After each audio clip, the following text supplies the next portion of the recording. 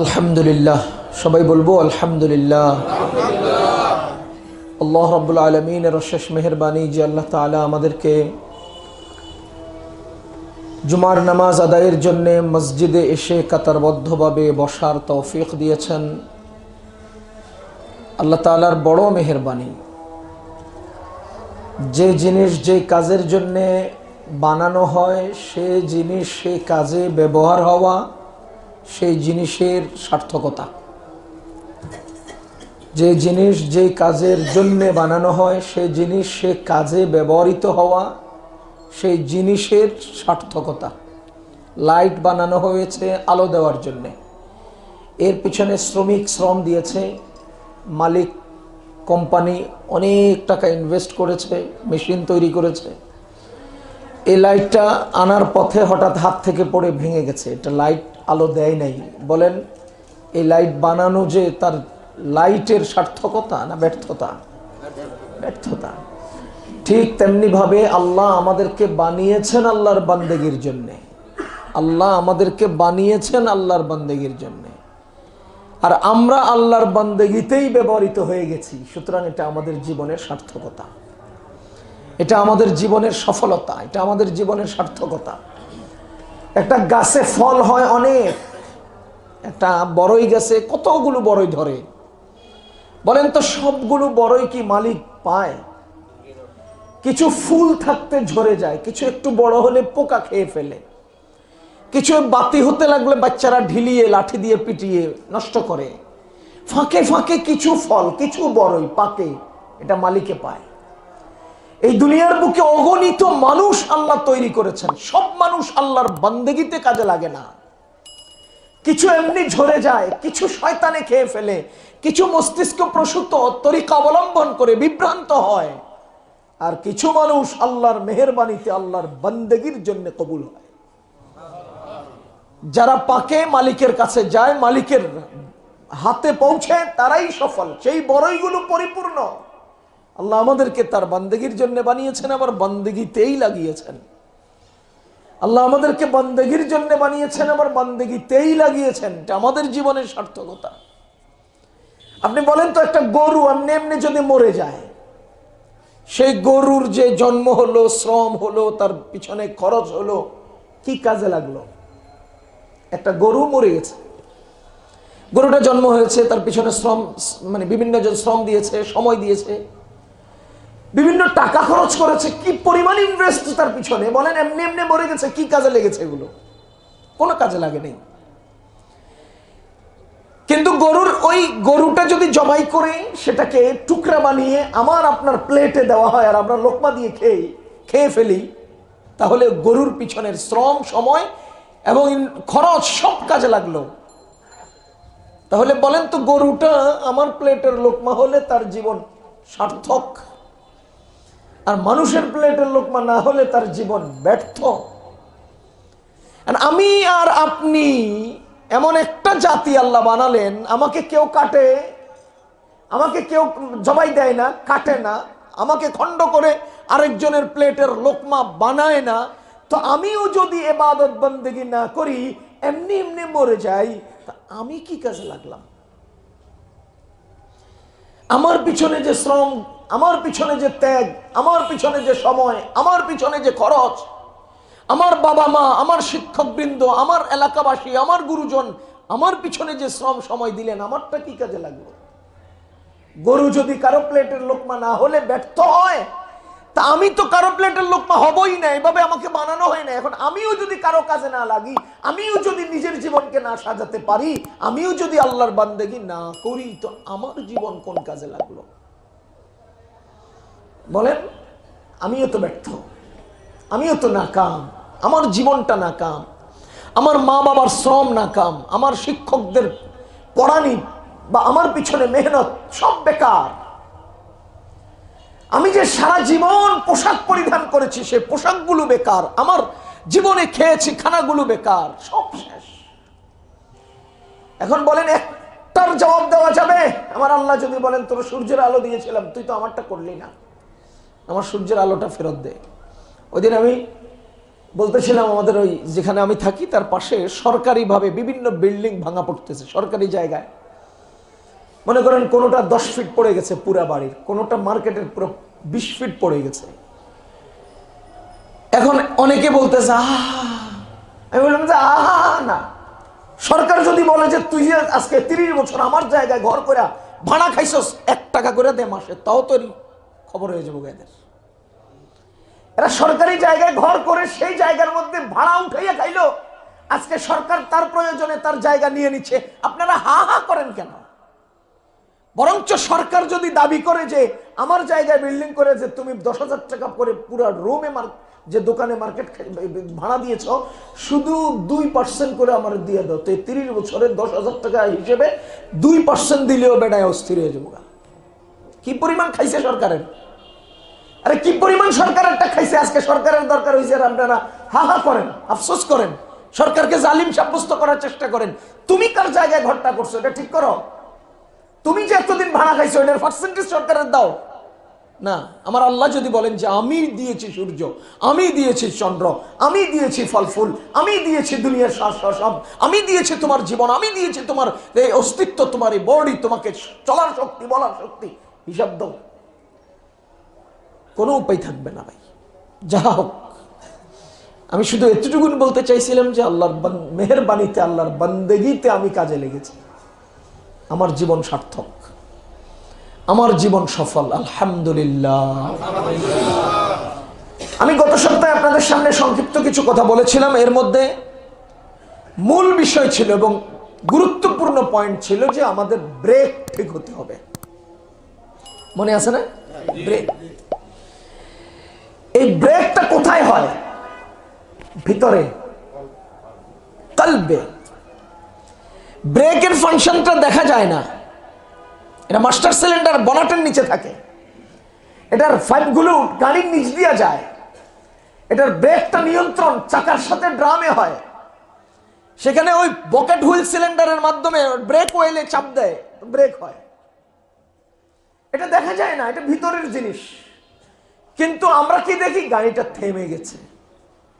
আমরা কি দেখি? গাড়িটা থেমে গেছে। তো আমার যে ভিতরে একটা হারাম এসে গেছে, আমি ধরলাম না, তো এটা ভিতরে কাজ করতেছে, ধরিস না, জগৎ দেখবে সে ধরে নাই, থেমে গেছে। আমি থেমে গেলাম কি কারণে? আমি থেমে গেলাম তাকওয়ার কারণে, আল্লাহর ভয়ে। সংক্ষিপ্তভাবে মনে রাখেন তাকওয়া কাকে বলে? তাকওয়া বলা হয় আল্লাহর ভয় অন্তরে নিয়ে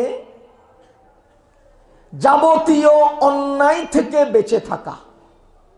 কার ভয়? এটা আমি বারবার বলবো, আপনারা বারবার আমাকে উত্তর দেবেন।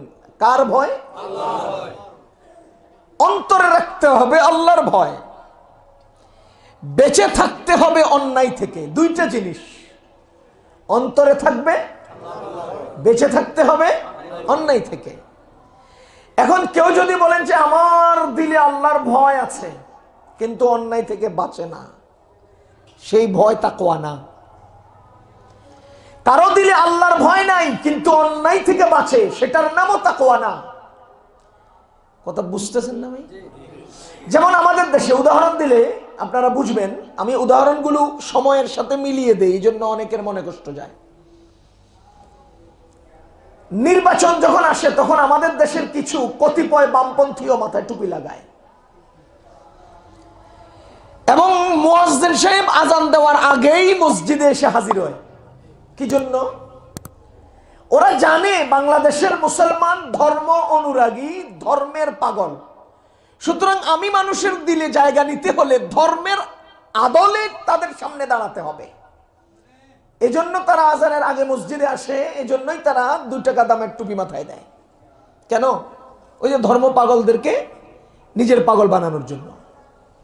কথা বুঝতেছেন না? এখন তারা মসজিদের সামনে মনে করেন আজানের আধা ঘন্টা আগে এসে দাঁড়ায়, এভাবে বুকে হাত দিয়ে কথা বলতেছে, মানুষের সাথে দেখা করতেছে, সালাম দিতেছে, সিগারেট খায় না। নামাজের পরেও 1 ঘন্টা ধরে মানুষের সাথে বিভিন্ন কথাবার্তা বলছে, সিগারেট খায় না। অথচ নির্বাচনের পরে সেই লোকটা সেই জুমার সালাত চলাকালেই ওইটাও খায় এটাও খায়। কথা বুঝেন নাই? এবার বলেন তো, সে যে নির্বাচনের আগ মুহূর্তে জনগণের সামনে এসে আকৃতি ধারণ করলো এবং অন্যায় থেকে বেঁচে রইল, এটা কি আসলে তার ভিতরে আল্লাহর ভয় নাকি পাবলিকের ভয়? কথা বুঝাইতে পারিনি। আমরা এখানে রাস্তায় গাড়িতে চলি, যখন দেখি রাস্তায় পুলিশ আছে তখন স্টারিংটা ধরে একটা করে আস্তে আস্তে চাই, এমনি এমনি করি।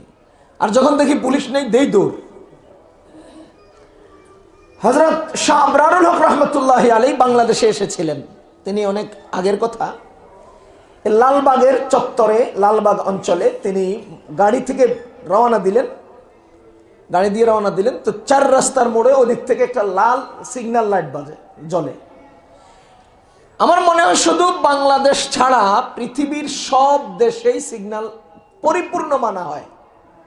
বাংলাদেশে কেমন জানি অনিয়মটাই নিয়মে পরিণত হয়েছে। বাংলাদেশে অনিয়মটাই নিয়মে পরিণত হয়েছে। রং যেতে পারলে সে বাহাদুর, উল্টা করতে পারলে সে ভালো। হ্যাঁ, একটা জায়গাতে কিছুটা নিয়ম মেনে চলা হয়, সেটা হলো সৈনিক ক্লাব দিয়ে ঢুকে শুধুমাত্র ক্যান্টনমেন্ট এলাকার ভিতরে লাইট জ্বললে সব থাইমা যায় না, আগায় না। এই জায়গাটুকুন আমাদের কাছে ভালো লাগে। আর বাংলাদেশে কোনো জায়গা সিস্টেম নাই। আমি 2015 সালে জাপানের টোকিওতে তারাবি পড়াইতে গেছিলাম। রমজানে 1 মাস 10 দিনের মতো ছিলাম। আমি নিজে দেখেছি একটা গ্রাম্য রাস্তা, মানে মহল্লার রাস্তা, হাই রোড না, সেখানে 4 রাস্তার মোড়। আমিও হেঁটে যাচ্ছি, 2 জন জাপানিজ লোক তারাও হেঁটে যাচ্ছে। আর ওরা জোরে কথা বলে না, এতটুকুন আস্তে বলে যে সাথী শুনলেই চলে, আস্তে আস্তে বলতেছে। যখন 4 রাস্তার মোড়ে গিয়ে উপস্থিত হলাম, ওনারা 2 জন ওখানে দাঁড়ালেন। তো তারা দাঁড়ায় থাকলে আমিও তো দাঁড়ায় থাকবো, তো আমিও দাঁড়িয়ে আছি। রাআইতু বিআইনাইয়া, আমি আমার চোখে দেখেছি ওদিক থেকে লাল সিগন্যাল লাইট জ্বলছে। তো আমরা 3 জন এখানে দাঁড়িয়ে আছি, ডান থেকে বাম থেকে একটা গাড়িও যায় নাই, একটাও আসে নাই। এরা দাঁড়িয়ে আছে, আমিও দাঁড়িয়ে আছি। ওদিক সবুজ লাইট জ্বলছে, পরে আমরা পার হইছি। ডান বাম থেকে একটা গাড়িও আসে নাই, রাস্তা পুরো খালি। এরপরেও তারা দাঁড়িয়ে রয়েছে, এরা আগায় না। কেন আগায় না? নিয়ম না, নিয়ম না। আমরা কি করতাম? ডাইনে তাকাইতাম আর ফুট করে দিতাম দৌড়। আরে বরঞ্চ আমরা মাঝে মধ্যে এমন হয়, আমার 110 কিলোমিটার বেগে চলমান গাড়ি, সে ওই গাড়িটা খালি ঘুরাবে, এই জন্য আমি ব্রেক দিতে হয়। মানে তার থামা গাড়িটাকে সাইজ করবে আর আমার চলমান গাড়িটা থামায় ফেলতে হবে। এইটাই আমাদের দেশে চলে। তোমার আবরারুল হক রহমতুল্লাহি আলাইহি গাড়িতে বসে আছেন, ড্রাইভারে করছে কি, হালকা একটা ব্রেক দিছে, দিয়ে আবার গাড়ি টান দিছে, ওইদিকে লাল সিগন্যাল চলছে। পরে হুজুর বলতেছে, কয় ব্রেক কেউ দিয়ে, ব্রেক কেন দিছ? সিগন্যাল লাইট জ্বল রয়েছে, সিগন্যাল লাইট জ্বলছে এই জন্য ব্রেক দিছে। তাহলে তুমি আবার চলে গেলে কেন? তো হুজুর জিজ্ঞেস করতেছে, তো ফের চলতে কেউ? তো ড্রাইভার তো বাঙালি বুঝে না, 7 জন জিজ্ঞেস করতেছে, তাহলে তুমি চলে গেলে কেন? ব্রেক দিছো, থেমে থাকতা, লাইট লাইট জ্বলতেছে। তো সে ড্রাইভার বলতেছে, হুজুর পুলিশ নেই গে, তো এর লিগে চলে আসি। তো হুজুরকে বুঝিয়ে দেওয়া হয়েছে যে পুলিশ নাই, এই জন্য সে চলে গেছে। হুজুর কতক্ষণ মাথা নিচের দিকে দিয়া মাথারে উঠাইয়া বলতেছে, ইসিলিয়ে তো কাহা যাতা হয় কি তাকওয়া কি জরুরত है। এই জন্যই বলা হয় যে তাকওয়ার দরকার, তাকওয়ার দরকার, তাকওয়ার দরকার। আমি চোখ বন্ধ করে আল্লাহর কসম করে বলবো, বাংলাদেশ থেকে দুর্নীতি দমন সম্ভব হবে না। জঙ্গি জঙ্গি বলে যেসব স্লোগান হচ্ছে, এগুলো বন্ধ হবে না যতক্ষণ মুসলমানের দিলে আল্লাহর ভয় আসবে না। আপনি অস্ত্র দিয়ে কাকে ঠেকাবেন, দল দিয়ে কাকে ঠেকাবেন, প্রশাসনিক পাওয়ার দিয়ে কতক্ষণ ঠেকিয়ে রাখবেন? তারা তো একটা সময় না একটা সময় ক্লান্ত হবে। যাদেরকে দিয়ে দমন করবেন তারা ক্লান্ত হবে, তাদের ঘুম আসবে, তারা অমনোযোগী হবে। আবার আবার সেটা ফুসলে উঠবে। কিন্তু যখন মুসলমানের দিলে আল্লাহর ভয় চলে আসবে, তখন ওজন করতে হিসাব করবে, তখন টেবিলের নিচে হিসাব করবে, টেবিলের উপরে হিসাব করবে, তখন সব ঠিক হয়ে যাবে। এই জন্যই ইন্না ফিল জাসাদি লামুদগা, দিলের ভিতরে আল্লাহর ভয় রেখে অন্যায় থেকে বেঁচে থাকার নাম হলো তাকওয়া। যাবতীয় অন্যায় থেকে বেঁচে থাকার নাম তাকওয়া। তাকওয়া হলো মানুষের মনের চিকিৎসার মহা ঔষধ। তাকওয়া মানুষের মনের চিকিৎসার মহা ঔষধ, মানুষের জীবনের ভাইরাস দূর করার অ্যান্টিভাইরাস। আরে মানুষের জীবনের সুন্দর রাখার সবচেয়ে বড় কষ্টি পাথর তাকওয়া। আপনাকে উদাহরণ দিলে বুঝবেন, আমি বিস্তারিত বলতে গেলে অনেক সময়ের দরকার। মানুষের দিল ভাইরাস আক্রান্ত হয়, মানুষের মন কি আক্রান্ত হয়? ভাইরাস। এটা এই জমানায় তো কম্পিউটারের মধ্যে ভাইরাস আক্রান্ত হয়, মোবাইলে ভাইরাস আক্রান্ত হয়, মাঝে মধ্যে পুরা সেটআপ চেঞ্জ করতে হয়, মাঝে মধ্যে পুরা মেমোরি ফরম্যাট দিতে হয়। কেন? ভাইরাসে ধরে ফেলছে। আর এই ভাইরাস মানুষকে কি করে, কোন জায়গায় নিয়ে ঠেকায়, একটা উদাহরণ দিলে বুঝবেন। নবীজি বলেন, ইন্নাল হাসাদা ইয়াকুলুল হাসানাত, ইন্নাল হাসাদা ইয়াকুলুল হাসানাত কামা তাকুলুন নারুল হাতাবা। নিশ্চয়ই হাসাদ, হিংসা এমন এক ভাইরাস, ইয়াকুলুল হাসানাত, অনেকগুলো নেক কাজ। যেমন আপনার মেমোরিতে ভিডিও থাকে, অডিও থাকে, অ্যাপস থাকে, পিকচার থাকে, বিভিন্ন আইটেমের জিনিস মেমোরিতে থাকে।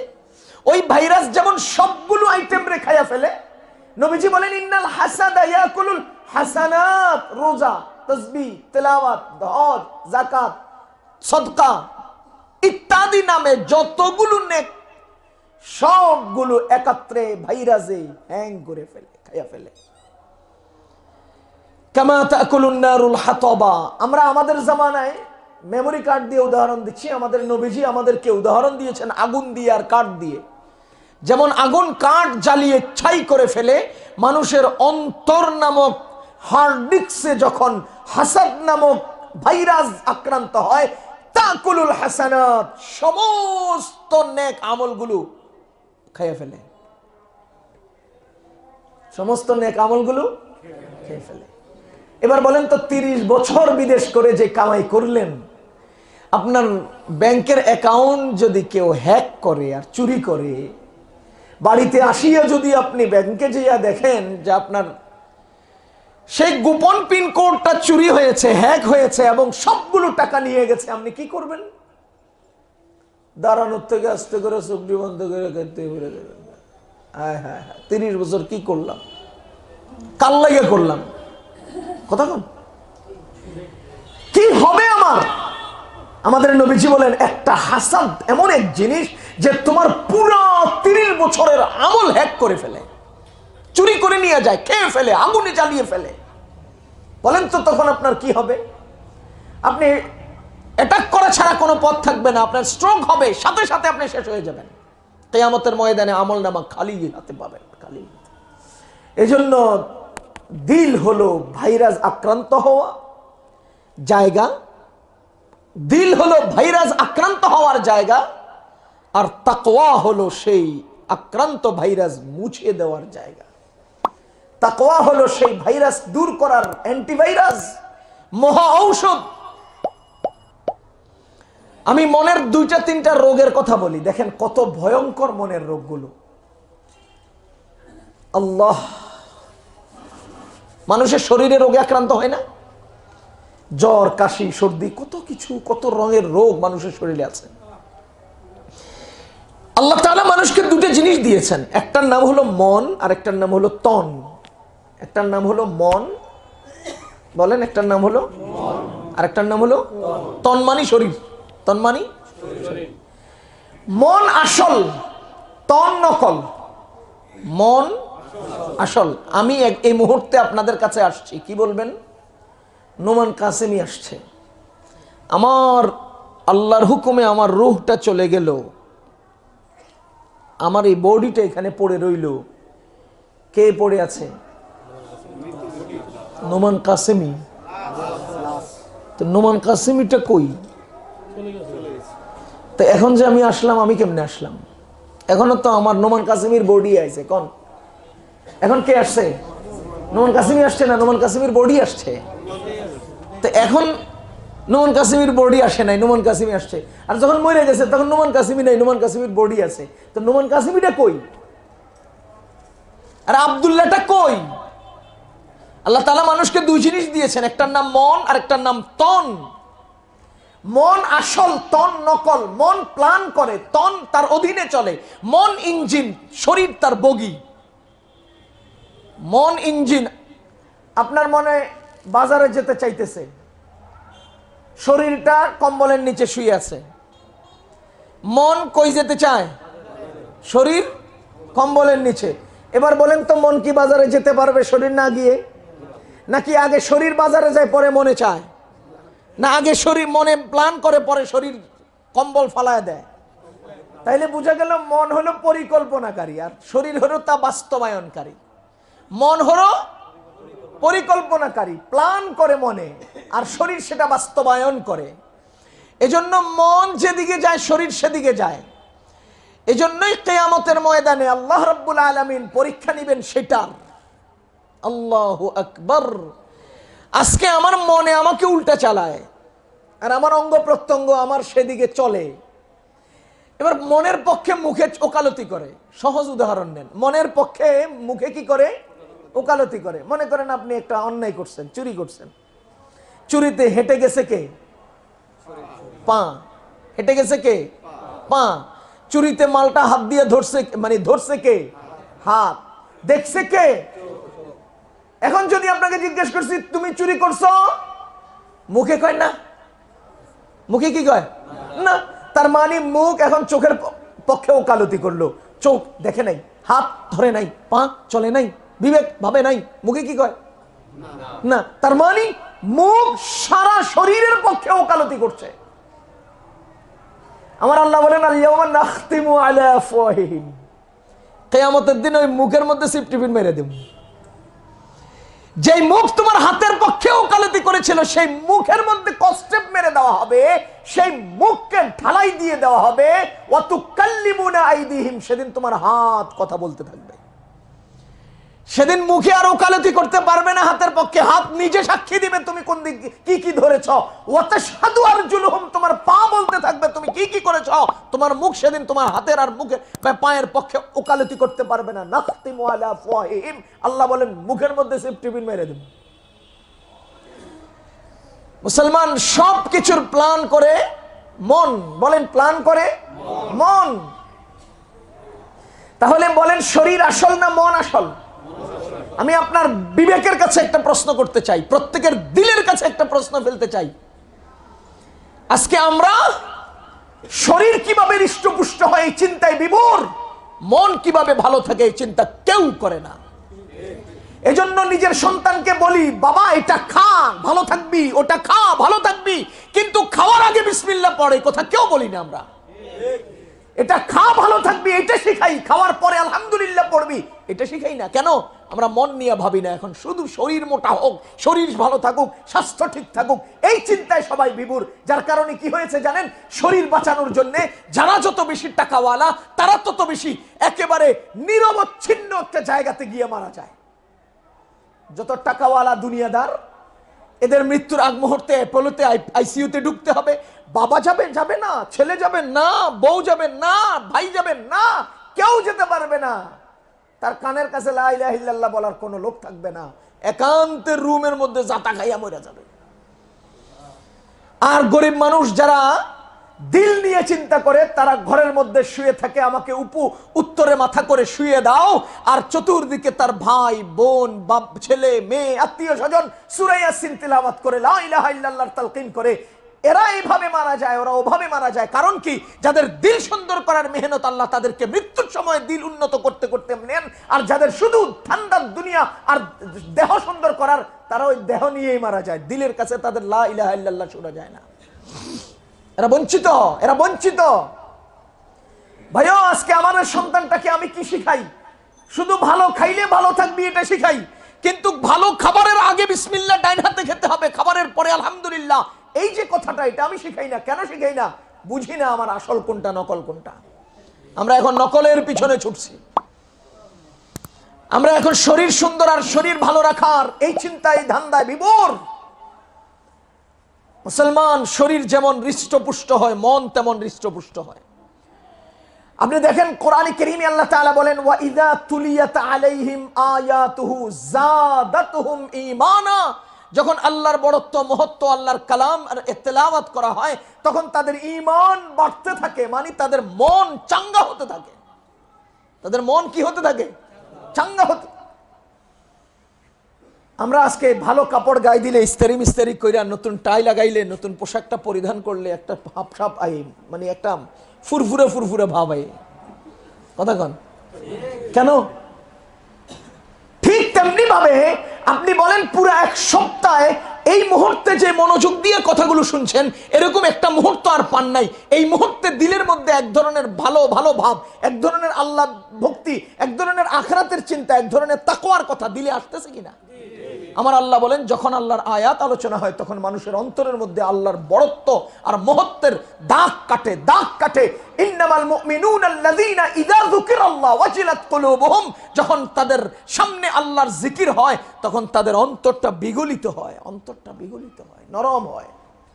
এটা ঈমান, এটা মনের কাজ। আল্লাহ আমাদেরকে কয়টা জিনিস দিয়েছেন? দুইটা। বলেন না কয়টা? এক, দুই, শরীর, তন। বলেন তো আসল কি? আসল। যেই ব্যক্তির আসল ঠিক হবে না, সেই ব্যক্তি যত পাওয়ারফুল হোক, কোনো দাম নাই। ইনসাফের সাথে বলেন তো, মনের মধ্যে ঈমান নাই, বডিটা সুন্দর, দাম? কথা কন না। আমেরিকার প্রধানমন্ত্রী, আমেরিকার বড় সরকার ট্রাম্প সাহেব কি পরিমাণ টাকার মালিক!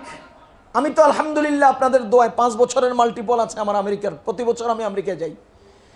তার যেসব প্রজেক্টগুলো আমার দোস্তরা দেখাইছে যে এই প্রজেক্ট ট্রাম্পের, ওটা ট্রাম্পের, এগুলো এইগুলো, মানে তার ব্যক্তিগত এগুলো। সে তো উল্লেখযোগ্য একজন ব্যবসায়ী। আল্লাহর ইজ্জতের কসম করে বলছি, এরকম ট্রাম্প, হাজার কোটি ট্রাম্প, হাজার কোটি পৃথিবীর মালিককে এক পাল্লায় দিলে, একটা ইমানদার রিকশাওয়ালাকে আরেক পাল্লায় দিলে, রিকশাওয়ালার দাম বেশি হবে, কোনো সন্দেহ নেই, কোনো সন্দেহ নেই। কেন রিকশাওয়ালাটার দাম কেন বেশি হলো? বডি বেশি সুন্দর, স্বাস্থ্য উন্নত, টাকা বেশি, প্রভাব বেশি, ক্ষমতা বেশি। কি আছে তার? ঈমান। তার আছে ঈমান, ওদের ঈমান নাই। তার মনে ঈমান আছে, তাদের মনে ঈমান নাই। সুতরাং সেই সব সরকার এক পাল্লায় চলে গেলেও ধ্বংস হয়ে যাবে, তার কোনো মূল্য নাই। এর মূল্য আছে, এর মূল্য আছে। এবার বলেন তো আসল কোনটা? আসল কোনটা? একজন লোকের হাত নাই, পা নাই, একজন লোকের হাত নাই, পা নাই, কান নাই, নাক নাই, চোখ নাই, শুধুমাত্র বডির কোমর পর্যন্ত আছে। এর মধ্যে সে বালেগ হয়েছে, এর মধ্যে সে কালিমা পড়ে ঈমানওয়ালা হয়েছে, এর মধ্যে সে নামাজ কালাম কিভাবে পড়বে সব শিখেছে, সেজদা সে দিতে জানে না। খোদার কসম, এই লোকটার হাত পায়ের কোনো মূল্য নাই, শুধুমাত্র ঈমান থাকার কারণে এই ল্যাংড়া, খোড়া, কানা, অন্ধ মানুষটাকে আল্লাহ জান্নাত দিয়ে দিবেন। কিসের দামে তার এত দাম হলো? বডির দামে। আরে বডি তো তার অক্ষত, বডি তো তার অসম্পূর্ণ, তারপরেও তার এত দাম হলো কেন? ঈমান। এজন্য ভাইও, মনের জিনিস আসল, মন আসল, মন আসল, মন আসল, মন আসল। আমি বিস্তারিত বলতে অনেক সময় লাগবে, একটা একটা উদাহরণ দিচ্ছি। মনকে আল্লাহ তাআলা নেয়ামত দিয়েছেন গুরুত্বপূর্ণ 3টা। 1 ঈমান, 2 তাকওয়া, 3 ইখলাস। ঈমান, তাকওয়া, ইখলাস। বলেন মনের 3টা খোরাক, মনের 3টা গুণ, মনের 3টা গুণ বা খোরাক। 1, 2, 3। ঈমান কাকে বলে? অদৃশ্য বিষয়ের প্রতি অটল বিশ্বাসকে ঈমান বলে। যা দেখি না তার প্রতি অটল বিশ্বাস। দুর্বল বিশ্বাস চলবে না, দুর্বল বিশ্বাস। আবার দেখে জিনিসের বিশ্বাস ঈমান না, দেখা জিনিসের বিশ্বাস ঈমান না। অদেখা জিনিসের দুর্বল বিশ্বাস ঈমান না।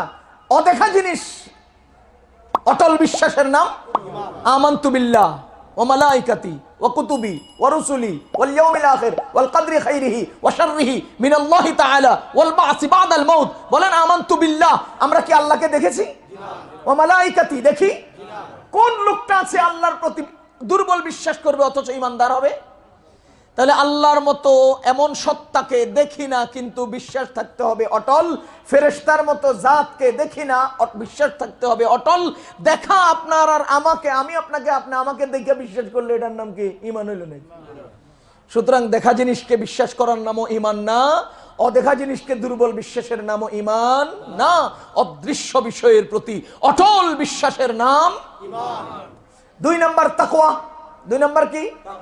তাকওয়া। আমি এগুলো প্রত্যেকটার উপরে আলাদা আলাদা কয়েক ঘন্টা আলোচনা করতে পারবো। আমরা ঈমান কি জিনিস, কিভাবে অর্জন করতে হবে, কিভাবে বাড়াতে হবে, কিভাবে ঈমান চলে যায়, কিভাবে ঈমান খর্ব হয়, কিভাবে ঈমান নিচের দিকে চলে আসে আবার উপরের দিকে যায়, অনেক কথা। 2 নাম্বার হলো তাকওয়া। বলেন কি?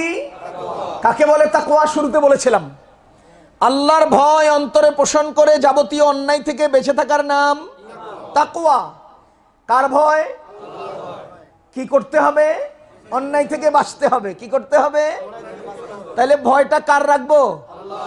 এখন যদি আমি 10 জনের সামনে অন্যায় করি না কিন্তু অন্ধকারে হারিয়ে গিয়ে সবার চোখের আড়ালে গিয়ে অন্যায়তে লিপ্ত হই, তেন 10 জনের সামনে অন্যায় যে করলাম না, এটার নাম তাকওয়া? কেন নয়? এজন্য যে 10 জনের সামনে অন্যায় করি নাই 10 জনের ভয়ে, আল্লাহর ভয়ে নয়। যদি আমি আল্লাহর ভয়ে অন্যায় থেকে বাঁচতাম তো 10 জনের সামনে আলোতে যেভাবে বেঁচে থাকতাম, অন্ধকারে মানুষের আড়ালে গিয়েও সেভাবেই বেঁচে থাকতাম। তাহলেই তো সেটার নাম তাকওয়া। তাহলেই তো সেটার নাম তাকওয়া। তাহলে বলেন কার ভয় অন্তরে পোষণ করব? কি কাজ থেকে বেঁচে থাকবো? অন্যায় থেকে, অবিচার থেকে, নাজায়েজ কাজ থেকে, হারাম থেকে বেঁচে থাকবো। তাহলে সেটার নাম কি? তাকওয়া। 3 নাম্বার ইখলাস। বলেন 3 নাম্বার ইখলাস কাকে বলে? নিজের জীবনের প্রতিটি কর্ম আল্লাহর জন্য করা। নিজের জীবনের প্রতিটি কর্ম ফাওয়াইলুল লিল মুসাল্লিন আল্লাযীনা হুম আন সালাতিহিম সাহুন আল্লাযীনা হুম ইউরাউন। ওই সব নামাজীদেরকে ধমকি ধমকি ধমকি ধমকি ধমকি, ওই সব নামাজীদের জন্য ধমকি যারা ইউরাউন, পাবলিক দেখানোর জন্য নামাজ পড়ে। আল্লাযীনা হুম ইউরাউন এর কি অর্থ? ওই সব নামাজীদের উপরে আল্লাহর ধমক যেসব নামাজীরা আরেকজনকে দেখানোর জন্য নামাজ পড়ে। তাহলে আরেকজনকে দেখানোর জন্য নামাজ পড়লে সেই নামাজ কি আল্লাহর দরবারে কবুল? কাজে লাগবে? ও মুসলমান, এখানে একটা সংক্ষিপ্ত জরিপ শুনেন। এই যে আল্লাহ তাআলা বললেন ওয়ামা খালাকতুল জিন্না ওয়াল ইনসা ইল্লা লিয়াবুদুনি, আমি মানুষকে সৃষ্টি করেছি একমাত্র আমারই জন্যে, আমারই ইবাদত করবে। কথা বুঝেন? আমারই জন্যে, আমারই ইবাদত। ইবাদত কার? না, বলা হয় নাই আল্লাহরই। বলেন ইবাদত কার হবে? কার জন্যে? কথা বুঝতেছেন না আপনারা? আল্লাহর আর আল্লাহরই বেশ কম নাই? তোমার আর তোমারই বেশ কম নাই? আরে কোন তোমার আর তোমারই বেশ কম নাই? ইয়াকা না'বুদু কেন বলেছেন আল্লাহ তাআলা? জমিরে মানসুবে মুনফাসিল কেন ব্যবহার করেছেন? জমিরে মানসুবে মুনফাসিল মাফউলের ওই জমির যা ফেল থেকে আলাদা হয় তার জন্য 2টা শর্ত। 1 নাম্বার সে ফেলের উপরে মুকদ্দম হবে, 2 নাম্বার সে ইনহিসারের ফায়দা দিবে। এটা আলেমরা ছাত্ররা বুঝতেছেন।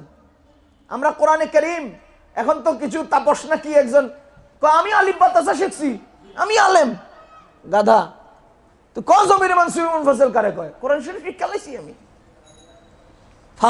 পাগলেরও একটা মাত্রা আছে। ওই যে এক বেটা বলে পাবনার কারাগারে বয়ে রয়েছে, তো প্রধানমন্ত্রী গেছে করে খবর নিতে, তো জিজ্ঞাসা সামনে কে? আমি প্রধানমন্ত্রী এলাকা এই দেশের। এনে আইয়েন 2 মাস থাকলে আপনিও ঠিক হয়ে যাবেন। কথা বুঝেন নাই? তার মানে হে বেটায় সারা দেশে হাঁটিয়ে হাঁটিয়ে নিজের প্রধানমন্ত্রী দাবি করছে ওই পাগলায়, হেরে ভিতরে ঢুকেছে আর হ্যাঁ ঠিক হয়ে গেছে। এখন ভিতরে থেকে যখন প্রধানমন্ত্রী গেছে, কই আপনি কে? প্রধানমন্ত্রী কে? না এই নামটা ঠিক হয়েছে। তার মানে হে যেমনি মনে করছে এমনি মনে করতেছে। পাগলামির একটা মাত্রা আছে মিয়া। জমিরে মানসুবে মুনফাসিল মাফউলের ওই জমির যা ফাইল থেকে মুকদ্দম হয় এবং সে ইনহিসারের ফায়দা দেয়। অর্থ কি? ইয়াকা না'বুদু, এর অর্থ হলো আল্লাহ আমরা আপনারই ইবাদত করি, আপনার না। না'বুদুকা, আপনার ইবাদত করি। ইয়াকা না'বুদু, আপনারই ইবাদত করি। ব্যবধান আছে অর্থে। তাহলে বলেন তো ইবাদত কার হবে? আল্লাহরই, শুধুমাত্র আল্লাহর। কার জন্য? আল্লাহরই জন্য। এবার এখানে চারটা গ্রুপ পাই আমরা। আল্লাহর জন্য আল্লাহর বন্দেগী। কার জন্য? কার বন্দেগী? দুই, আল্লাহর জন্য বান্দার বন্দেগী, মাখলুকের বন্দেগী। তিন, বান্দার জন্য আল্লাহর বন্দেগী। চার, বান্দার জন্য বান্দার বন্দেগী। কথা বুঝতেছেন নি ভাই? কারো মনে কষ্ট চাইতেছে? মনে কষ্ট গেলে আমাদের কিচ্ছু করার নাই, কারণ ওষুধ দিতে গেলে তখন কিছু লোকের গায়ে কষ্ট হয়। ফোড়াটা জোরে টিপ দিতে গেলে হাত পাও নাড়া ছাড়া দেয়, ভাই হাত দিস না, ব্যথা পাই, এরম লড়ে, কোনো অসুবিধা নেই। কিন্তু যে অপারেশন করে হ্যাঁ পায়ের নিচে হাতরে জাতা দিয়ে অপারেশন করে, লড়লে লাভ হইতো না। আমরা কইই যাব, বুঝেন নাই? আমাকে ফিল্ডের মাহফিল বন্ধ করে দেবেন, মসজিদের মিম্বরও কি আপনারা বন্ধ করবেন? পারবেন না, আমরা বলেই যাব। ইনসাফের সাথে বলছি, আমরা বলেই যাব। এটা আমাদের দায়িত্ব, এটা আমাদের দায়িত্ব, এটা আমাদের দায়িত্ব। কেন জানেন? উদাহরণ, দোতলায় বসে আপনি কিছু কাজ করতেছেন, হঠাৎ করে দেখতে পেলেন পাশের পুকুরে একটা 1 বছর 1.5 বছরের বাচ্চা, সে পা দুটো পানির মধ্যে নামায় দিয়া পানি নিয়ে খেলতেছে। আপনি দোতলা থেকে বসিয়া বসিয়া তামাশা দেখিবেন যে এই বাচ্চাটা কি করে। কি বলেন? আপনার মানবিক কি দায়িত্ব? আপনার মনুষ্যত্বের দায়িত্ব কি? সেখানে বসে তামাশা দেখা, না দৌড়ে এসে বাচ্চাটাকে উঠানো? বলেন ও মুসলমান, যখন বাচ্চাটাকে উঠাইতে গেছেন তখন বাচ্চা ঠ্যাং ঠুং লড়াইয়া কয় আমি খেলবো, আমি খেলবো, আমি এনে থাকবো, আমি যাইতাম না। যে লোকটা দায়িত্বশীল সে কি তারে ছেড়ে দিব? হ্যাঁ কিলায় তাও, হ্যাঁ লাইটটা তাও ছাড়বে না, কারণ পড়ে যাবি। আল্লাহর ইজ্জতের কসম, নবীজি আমাদেরকে আলেমদেরকে দায়িত্ব দিয়েছেন। সাধারণ মুসলমান যারা এই জাতীয় জাহান্নামের মধ্যে পানিতে আগুনে পা দুটো ঢুকায় দিয়া জাহান্নামের আগুন পানি নিয়ে খেলে, ওলামায়ে কেরাম দোতলায় বসে তামাশা দেখতে পারেন না? ওলামায়ে কেরাম আপনাদেরকে এইভাবে জাহান্নামের মুখে ছেড়ে দিতে পারেন না? ওলামায়ে কেরাম তাদের জান প্রাণ চেষ্টা করে দোতলা থেকে লাফিয়ে পড়ে হলেও আপনার জীবন বাঁচাবে। এই জন্যই আপনাদেরকে হাত ধরে টেনে উঠানোর চেষ্টা করছে। আপনি তো অবুঝ বাচ্চা, আপনি হাত লাড়েন, মামলা দেবেন, আমাদেরকে জেলখানায় দিবেন, আমাদের বিরুদ্ধে মিছিল করবেন, কিছুই যায় আসে না। এরকম লাথি উষ্টা খাইয়াও আপনাদের গলায় পাড়া দিয়ে হলেও আপনাদেরকে জাহান্নাম থেকে বাঁচাবো। এটা আমাদের দায়িত্ব, এটা আমাদের দায়িত্ব। আমরা এই জন্য বলছি, আপনি আমাদেরকে মামলার হুমকি দেন, অসুবিধা নেই। অবুঝ বাচ্চা বাপের এরকম গুতায়, আমরা বুঝ, আপনি অবুঝ। আমরা দেখতে পাচ্ছি, আমরা দেখতে পাচ্ছি ভাই, আপনারা জাহান্নামে চলে যাচ্ছেন। হারামের একটা স্বর্গ বানিয়ে দিচ্ছেন, হারাম কাজের একটা ওপেন জায়গা বানিয়ে দিচ্ছেন। আমরা দেখতে পাচ্ছি এই সমস্ত হারাম কর্মের অবস্থান। এই জন্য আমরা আপনাদেরকে বলে যাচ্ছি, এখন কি করবেন? জেলখানায় দিবেন। এগুলো অবুঝ লোকেরা বাবুনগরী সাহেবের মতো লোকের বিরুদ্ধে মিছিল করে, কি হয়েছে মিছিল? ওনার বিরুদ্ধে মামলা করে, কি হয়েছে মামলা করলে? উনি শেখুল হাদিস, উনি এই দেশের সর্বোচ্চ মর্যাদার অধিকারী ব্যক্তি। সুতরাং আপনারা আমাদেরকে কোনো কথা মনে কষ্ট নিলে লাভ হবে না ভাইও। আমরা আমাদের দায়িত্ব আদায় করব, এটা আমাদের দায়িত্ব, এটা আমাদের দায়িত্ব। যাহা হোক, কি বলছিলাম? জগৎকে দেখানোর জন্য কর্ম করার নাম ইবাদত নয়, ইখলাস নয়। কার জন্য কর্ম করার নাম ইখলাস? তো আল্লাহরই জন্য করতে হবে। তো আমরা গ্রুপ পাইলাম কয়টা? 4টা। এক, আল্লাহরই জন্য, আল্লাহরই বন্দেগী। বলেন তো, গভীর রাত্রে ঘুম থেকে জেগে একজন লোকে তাহাজ্জুদে দাঁড়ালেন, কার জন্য? কার বন্দেগী হচ্ছে? এই লোকটার বন্দেগী আল্লাহরই জন্য, আল্লাহরই বন্দেগী হচ্ছে, ঠিক কিনা? 2 নাম্বার, বান্দার জন্য আল্লাহর বন্দেগী। কার জন্য? বান্দার। বলেন কার জন্য? কার বন্দেগী? উদাহরণ, আমি একজন হুজুর, আমি একজন ইমাম সাহেব, যখন আমি একা একা নামাজ পড়ি তখন সুবহান রাব্বিয়াল আযীম রুকুতে 3 বার বলি। একা একা যখন নামাজ পড়ি, কেউ থাকে না। আর যখন আপনারা মুসল্লিরা থাকেন তখন আমার রুকুতে 7 বার, 9 বার, 13 বার, 15 বার পর্যন্ত সুবহান রাব্বিয়াল আযীম চলে। আমি লম্বা রুকু করি, বুঝেন নাই? রুকুটা করতেছি কার? কিন্তু এখানে স্বার্থ, উদ্দেশ্যটা কার? বান্দার? কথা বুঝেন? আমি একা নামাজ পড়তেছিলাম তখন সুবহান রাব্বিয়াল আলা আযীম পড়লাম কয়বার? আর আপনাদের সামনে পড়লাম কয়বার? 7 বার। নেন কয়বার? তাহলে আমি একা পড়লাম তখন কিন্তু আল্লাহর বন্দেগী করেছিলাম, আর যখন আপনাদের সামনে করলাম তখন 7 বার করলাম, অতিরিক্ত 4 বার বললাম। এই যে অতিরিক্ত 4 বার বললাম, এটা কার জন্য করলাম? বুঝেন না এখনো? তাইলে বুঝে গেল আমি রুকুটা আল্লাহর করলেও ভিতরে কিন্তু উদ্দেশ্যটা আল্লাহর না। কথা বুঝাইতে পারতেছি? এই ইবাদতকে বলে বান্দার জন্য আল্লাহর বন্দেগী। কার জন্য? বান্দার জন্য আল্লাহর বন্দেগী। এটাকে বলে রিয়া। আল্লাযীনা হুম ইউরাউনা, আল্লাযীনা হুম ইউরাউনা, যারা মানুষকে দেখানোর জন্য লম্বা রুকু করে, লম্বা সিজদা করে, মাথায় টুপি লাগায়, মানুষকে দেখানোর জন্য লাফ দিয়ে স্লোগান দিবে, এই জন্য লাফিয়ে উঠে 1 লক্ষ টাকার বান্ডিল মেরে দেয়, অমুক সাহেব 1 লাখ টাকা, এই স্লোগানের জন্য টাকা দেয়। সবগুলো ইউরাউনা। এটার নাম ইখলাস নয়, এটা আল্লাহর কাছে গ্রহণযোগ্য নয়। 3 নাম্বার, আল্লাহর জন্য বান্দার বন্দেগী। কার জন্য? যেমন আমাদের দেশে কতিপয় ভণ্ড পীর আছে। এই ভণ্ড পীররা আস্তানা নিয়ে বসে আছে, আর সাধারণ থেকে সাধারণ কিছু মুসলমান ওই ভণ্ড পীরের পূজা শুরু করে দিছে আল্লাহকে পাওয়ার জন্য। পূজা করতেছে কার? পাইতে চায় কাকে? যেমন আমাদের প্রতিবেশী রাষ্ট্র, তারা তুলসী গাছকে পূজা করতেছে, তারা মূর্তিকে পূজা করছে, কাকে পাওয়ার জন্য? তাইলে বুঝা গেল তারা মাখলুকের ইবাদত করছে, কিন্তু কার জন্য করছে? আল্লাহর জন্য। ওরা পীরের পূজা করছে আল্লাহকে পাওয়ার জন্য।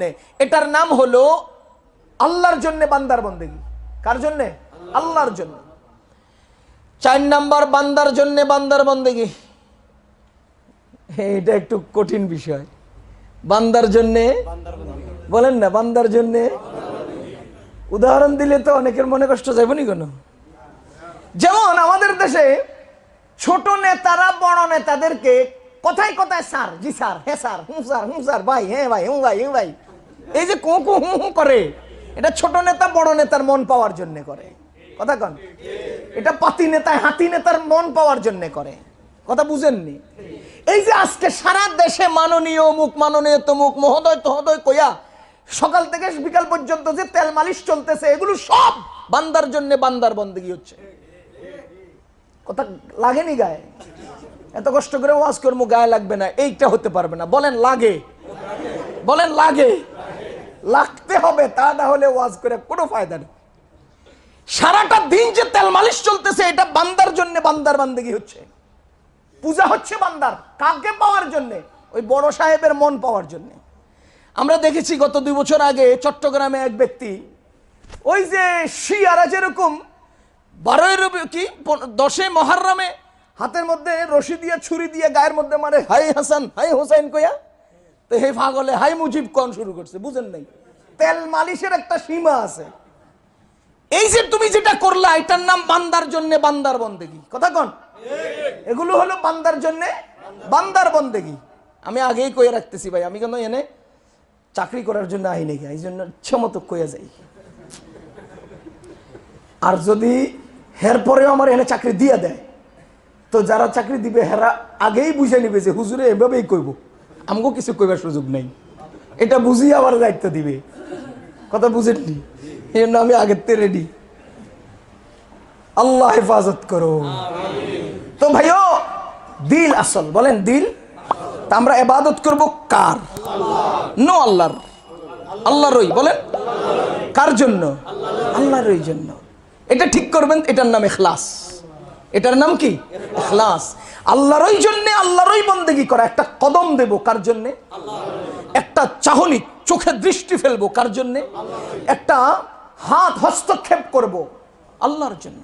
যদি এটা হয় তো আমার জীবনের প্রতিটি কর্ম আল্লাহর জন্য হয়ে যাবে, ইবাদত হয়ে যাবে। যেমন ফামান কানাত হিজরাতুহু ইলাল্লাহি ওয়া রাসূলিহি ফাহিজরাতুহু ইলাল্লাহি ওয়া রাসূলিহি ওয়া মান কানাত হিজরাতুহু ইলা দুনিয়া ইউসিবুহা আও ইমরাআতিন ইয়াতাযাওয়াজুহা ফাহিজরাতুহু ইলা মা হাজারা ইলাইহি। আমাদের নবীজি বলেছেন। আপনারা বলেন বাংলাদেশে ইজতেমা হয় কিনা? 5 গ্রুপ ইজতেমার মাঠে যায়। বলেন কয় গ্রুপ? 5 গ্রুপ ইজতেমার মাঠে যায়। 1 যারা ওয়াজ শুনতে যায়, 2 তামাশা দেখতে যায়, 3 ব্যবসা করতে যায়, 4 ব্যবসা কিনতে যায়, মানে মাল বেচতে যায়, মাল কিনতে যায়, 5 ভিড়ের মধ্যে আরেকজনের পকেট মারতে যায়। কথা কন, কয় গ্রুপ যায়? বলেন তো কোন গ্রুপে সওয়াব পায়? কথা বুঝেননি? তাহলে ইস্তেমার মাঠে যে লক্ষ লক্ষ জনতার উপস্থিতির নাম দিয়ে আমরা স্লোগান দেই, আসলে এখানে গ্রুপ আছে একটা আর বাকি 4টাই ফাও। গ্রুপ আছে একটা, বাকি 4টা। এজন্যই আমাদের নবীজি বলেন ফামান কানাত হিজরাতুহু ইলাল্লাহ, যার হিজরত, মানে নবীজি যখন মক্কা থেকে মদিনায় হিজরত করলেন তো চারিদিক থেকে লোকজন মদিনায় আসলো, তো গ্রুপ হয়ে গেল 3টা। এক গ্রুপ নবীজির জন্য, আল্লাহর জন্য হিজরত করছে। দ্বিতীয় গ্রুপ মানুষ জমবে, ব্যবসা দিলে জমবে ভালো, ব্যবসা করার জন্য গেছে। আর একটা লোক কেন গেছে জানেন? হের প্রেমিকা হিজরত করে গেছে। এখন সে বলতেছে দেখো তোমার ছাড়া আমি বাঁচতাম না, আমি তো মদিনায় চলে আইছি, তুমি যদি হেনে বইয়ে তো আমার বিয়ে করবে কেমন? ঠিক আছে আমি চলে আইতেছি। বলেন তো হ্যাঁ কি লেগে গেছে? কথা কয় না? আমাদের নবীজি বলেন ওয়ামান কানাত হিজরাতুহু ইলা ইমরাআতিন ইয়াতাযাওয়াজুহা, বুখারী শরীফের প্রথম হাদিস। জিজ্ঞেস করেন মিশকাত শরীফের প্রথম হাদিস আছে কিনা। ওয়ামান কানাত হিজরাতুহু ইলা ইমরাআতিন ইয়াতাযাওয়াজুহা, যার হিজরত হবে কোন মহিলাকে বিয়ে করার জন্য। ওয়ামান কানাত হিজরাতুহু ইলা দুনিয়া ইউসিবুহা, যার হিজরত হবে দুনিয়া কামাই করার জন্য। ফাহিজরাতুহু ইলা মা হাজারা ইলাই, যে উদ্দেশ্যে হিজরত করেছে সে সেটাই পাবে, নাই আল্লাহ আল্লাহর রাসূলের কাছে তার কোনো হক নাই। তাহলে ইস্তেমার মাঠে মানুষ জমলো কয় গ্রুপ? কোন গ্রুপে আল্লাহর কাছে পাবে? 1 নাম্বার গ্রুপ, বাকি 4 গ্রুপ ফাও, বাকি 4 গ্রুপ ফাও। এজন্যই বলছি মুসলমান, আমাদের মূল উদ্দেশ্য যদি ঠিক করা যায় তাহলে আমরা প্রত্যেকটা কর্ম কাজে লাগার মতো হবে। কর্ম কিসের মতো হবে? কাজে লাগার মতো। আমি ইনশাআল্লাহ প্রত্যেকটা বিষয়ে বিস্তারিত আলোচনা যদি সুযোগ পাই ইনশাআল্লাহ করব। আজকে শুধু এতটুকুন যে মনের 3টা খোরাকের কথা বললাম। 1 নাম্বার ঈমান, বলেন 1 নাম্বার, 2 নাম্বার, 3 নাম্বার ইখলাস। এবার মনের 3টা রোগের কথা শুনেন। 1 অহংকার, বিস্তারিত বলার সময় নেই। 1 অহংকার, 1 অহংকার এমন মনের রোগ যে রোগে মানুষকে জাহান্নামে ফেলায়। নবীজি বলেন মান কানা ফি কলবিহি মিসকালা হাববাতিন মিন খারদালিন মিনাল কিবির লা ইয়াদখুলুল জান্নাহ, ওই ব্যক্তি জান্নাতে প্রবেশ করবে না যে ব্যক্তির মনের মধ্যে সরিষার দানা পরিমাণ অহংকার আছে। কোন? যে ব্যক্তির মনের মধ্যে সরিষার দানা পরিমাণ অহংকার আছে। আজকে আমাদের দেশের হালত কি জানেন? চেয়ারম্যান সাহেবের, বোর্ড অফিসের, দারোয়ানের শালার বন্ধু, ওরে বাবা বেটার কি পাওয়ার! কথা বুঝেন না? বোর্ড অফিসের দারোয়ানের শালার বন্ধুর কি পাওয়ার! কথা বুঝেন নাই? আমরা এখন এরকম পাওয়ার লিয়ে চলি। তুই তো আমার বেয়াই লাগো, তুমি তো আমার বেয়াই লাগো। কেমনে? তোমার মরিচের খেতে আমার কুত্তে বিয়েছিল। আমগো দেশে ভাবসাব এভাবে বেয়াই হয়, এইভাবে এখন বেয়াই হইতেছে, এইভাবে এখন তাল কি বলে আত্মীয় হয়ে যাচ্ছি আমরা। কেন? মরিচের খেতে কুত্তে বিয়েছে না, বেয়াই আত্মীয় হয়ে গেছে। ও মুসলমান, এটার নাম অহংকার। এটার নাম কি? আল্লাহর কসম, কোন মানুষের সাথে অহংকার যায় না। বলেন মানুষের সাথে অহংকার, মানুষের সাথে অহংকার। আপনি বলেন তো আপনার পিঠ আসেনি, পিঠের মাঝ বরাবর যদি চুলকায়, আপনি একটু হাত নিয়ে পৌঁছান তো, চুলকান তো দেখি। নিজের পিঠের মাঝখানে একটু চুলকান না দেখি। তাহলে আল্লাহ তাআলা যদি সবাইরে একাত্রে পিঠের মাঝখানে চুলকানি লাগাই দেয়, কে কারে খুঁজে? বাহাদুরি অহংকারী কার সাথে? কথা বুঝেন নাই? গলার ভিতরে ইলিশ মাছের কাঁটা আটকিলে আপনি কিভাবে খুলবেন? অস্ত্রের নালি ঢুকাই দিবেন। কানের ভিতরে পিঁপড়া ঢুকলে আপনি কি করবেন? নমরুদে কি করেছিল?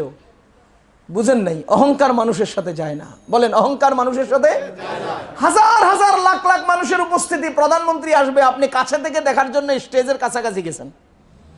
এখন কখন সমাবেশ শেষ হবে, আবার ডাইনে লাখ লাখ মানুষ, বামে লাখ লাখ মানুষ, সামনে ব্যারিকেড, ইয়া বড় স্টেজ, ধরছে বাথরুমে। কথা কন? না বের হওয়া যায়, না সামনে যাওয়া যায়, না লোকজনের সামনে কাপড় উঠানো যায়। আপনার উপায় কি? ও মিয়া, নিজের ফ্যাটের ভিতরের এক বেলার খাবারের বাথরুম কন্ট্রোল করতে পারো না, তুমি কি অহংকার করো? কিসের অহংকার করো মিয়া? অহংকার মানুষের সাথে যায় না। আপনারা রয়্যাল বেঙ্গল টাইগার চিনেন? বাঘ চিনেন? বাঘ চিড়িয়াখানায় দেখছেন বাঘ? বলেন তো বাঘের আক্রমণ থেকে বাঁচার জন্য মানুষ বাঘকে খাঁচায় আবদ্ধ করছে কিনা? বলেন বাঘের আক্রমণ থেকে বাঁচার জন্য মানুষ কাকে খাঁচায় আবদ্ধ করছে? কিন্তু প্রতি রাত্রে মানুষ মশার আক্রমণ থেকে বাঁচার জন্য নিজে খাঁচায় ঢুকে। ও মিয়া, বাঘের আক্রমণ থেকে বাঁচার জন্য তুমি বাঘরে খাঁচায় ঢুকাইলা, অথচ মশার আক্রমণ থেকে বাঁচার জন্য নিজে খাঁচায় ঢুকলা। কি অহংকার করো মিয়া তুমি? আবার অহংকার করে। সাবধান, অহংকার মনের 1 নাম্বার রোগ, মানুষকে জাহান্নামে ফেলে। মানুষকে কোথায় নিয়ে ফেলে? মনের 2 নাম্বার রোগ হাসাদ, হিংসা। মনের 2 নাম্বার রোগ হিংসা। মানুষের জীবনের সব আমলকে জ্বালিয়ে ছাই করে দেয় হিংসা। মনের 3 নাম্বার রোগ হলো দুনিয়ার লালসা। দুনিয়ার লালসা বা লোভ। আমাদের নবীজি বলেন, হুব্বুদ দুনিয়া রাসু কুল্লি খতিআ। দুনিয়ার লালসা পৃথিবীর সমস্ত অনিষ্টের মূল, গুনাহের মূল, সন্ত্রাসীর মূল। সুতরাং যে যত বড় দুনিয়া লোভী, সে তত বড় সন্ত্রাসী। আপনি বাংলাদেশে চলন্ত গাড়িতে ঘুমন্ত মানুষগুলোকে পেট্রোল বোমা মাইরে যে আগুন জ্বালায় দিয়ে পোড়াইছেন, কি কারণ ছিল? দুনিয়ার লালসা। বলেন না কেন? ক্ষমতার লোভ। ক্ষমতার লোভ, মারামারি, কাটাকাটি, হানাহানি, যুদ্ধ, বিগ্রহ, এই যে গোলাগুলি, যা কিছু বলবেন সব মূল দুনিয়ার লোভ। দুনিয়ার লোভ। নির্বাচনের সময় কেন্দ্র দখল, পাল্টা হামলা, পাল্টা দৌড়ানি, পাল্টা এলাকা গন্ডগোল, এলাকা গরম করে নেওয়া, পিছনে কি নেপথ্যে কি লুকানো? দুনিয়ার লোভ। কথা বুঝতেছেন নি ভাই? আল্লাহ আমাদেরকে হেফাজত করো। আমি একটা বিষয়কেও গোছায়া দিতে পারি নাই আপনাদের সামনে, অগোছালো রয়ে গেছে। কথাগুলো বুঝে নেবেন। আল্লাহ তাআলা আমাদের সবাইকে মনের নেয়ামতগুলো দান করুন, মনের রোগগুলো থেকে হেফাজত করুন। এতটুকুন কথা শেষে বলে যাচ্ছে, শুনেন। যে রোগ যত ভারী এবং ভয়ঙ্কর, সেই রোগের চিকিৎসক তত যোগ্য হতে হয়। এজন্য শরীরের রোগের চিকিৎসার ঔষধ মুদি দোকানেও পাওয়া যায়। প্যারাসিটামল মুদি দোকানে পাওয়া যায়, ফ্লাজিল মুদি দোকানে পাওয়া যায়, ওই সেকলো মুদি দোকানে পাওয়া যায়। কেন? রোগ হালকা, রোগের ডাক্তারও হালকা। কিন্তু হাঁটুর মাঝখানে যদি পানি জমে, সেটার চিকিৎসার ঔষধ মুদি দোকানে পাওয়া যায় না। ক্যান্সার রোগের ঔষধ মুদি দোকানে পাওয়া যায় না। সুতরাং বুঝতে হবে, যে রোগ যত ভারী, সে রোগের চিকিৎসক তত বিচক্ষণ, তত যোগ্য, তত দায়িত্বশীল হতে হয়। আল্লাহর কসম, মনের রোগ মানুষের শরীরের রোগের চেয়ে 1000 কোটি গুণে ভারী। এজন্য মনের চিকিৎসার দরকার আছে, মনের রোগের চিকিৎসারও দরকার আছে। মনের রোগের চিকিৎসার হাসপাতাল অলিতে গলিতে পাওয়া যায় না। মনের রোগের চিকিৎসার ঔষধ দোকানে পাটে পাওয়া যায় না। মনের রোগের চিকিৎসক হতে হবে বিচক্ষণ। আল্লাহর কসম, জামানার বুজুর্গ উলামায়ে কেরাম মানুষের মনের রোগের চিকিৎসক। এজন্য রোগ যদি মনে ধরা পড়ে, তো একজন বিচক্ষণ, বিজ্ঞ, যোগ্য, আলেম চিকিৎসকের শরণাপন্ন হবেন, বলবেন। আপনি না বললে হুজুর তো আর বুঝবে না, আলেম তো বুঝবে না, চিকিৎসা করবে কিসের? আল্লাহর ওয়াস্তে নিজের জীবনটাকে এলোমেলো করবেন না। সবাই সবাই কোনো না কোনো একজন আলেমের কাছে গিয়ে, সাথে থেকে, পাশে থেকে, সংস্রবে থেকে নিজের জীবনটাকে পার করার চেষ্টা করবেন। তাহলে কি হবে? নিজের চোখে সুন্দর দেখা গেলেও প্রকৃতপক্ষে সেটা সুন্দর নয়, এটা বুঝার যোগ্যতা আমার নাই, তার আছে, তিনি আপনাকে সচেতন করবেন। এটা কিন্তু গন্ডগোল। তা না হলে আমাদের নবীজিকে যেদিন হত্যার পরিকল্পনা করতে আবু জাহালরা বসছিল মিটিংয়ে, সেদিন কিন্তু পাগড়িওয়ালা আর জুব্বাওয়ালা, হাতে লাঠিওয়ালা ইবলিস এসে তাদেরকে পরামর্শ দিয়েছিল। আমি আর আপনি এই বেশের আকৃতির কিছু লোক পাইলেই পাগল হয়ে যাব, পাগল হয়ে যাব। এজন্য আমাদেরকে সচেতন থাকতে হবে এবং বিচক্ষণ উলামায়ে কেরামের সাথে থেকে নিজের জীবনটা পার করার চেষ্টা করতে হবে। আল্লাহ আমাদেরকে কবুল করুন।